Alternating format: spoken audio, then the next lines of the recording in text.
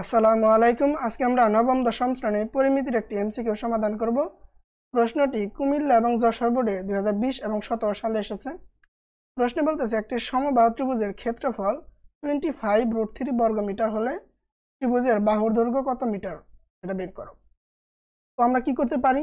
আমরা লিখতে পারি শর্ত মতে সমবাহু ত্রিভুজের ক্ষেত্রফলের সূত্র কি, √3/4 a স্কয়ার, এটা ইকুয়াল টু কি আমাদের যে ক্ষেত্রফলটা দেওয়া দিচ্ছে ত্রিভুজের ওইটা 25। এখান থেকে আমরা এর মান মানে কি সমবাহু ত্রিভুজের বাহুর মান, এটা বের করলে আমাদের অঙ্ক শেষ। তাহলে কি করা যায়, a স্কয়ার রেখে দিলাম, এখানে √3/4 কি আকারে আছে, গুণ আকারে। আমরা যদি এটার এই পাশে পাঠাই দেই পক্ষান্তর করি ভাগ হবে, তবে ভগ্নাংশ ভাগ হলেও ওটারে আমরা গুণ আকারে লিখতে পারি। তাহলে কি করতে হবে, তখন আমরা এই পুরো ভগ্নাংশটাকে উল্টায় লিখবো, তাহলেই হবে।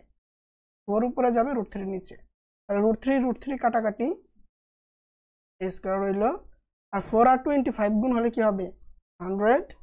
তাহলে a ইকুয়াল টু কি √100 মানে কি 10। তার মানে আমাদের অ্যান্সার কি 6 নাম্বার। আশা করি তোমরা বুঝতে পারছো। তোমরা যদি এরকম আরো ভিডিও দেখতে চাও ইউটিউব, ফেসবুক, টিকটক সকল জায়গায় আমাদের ফলো করতে পারো।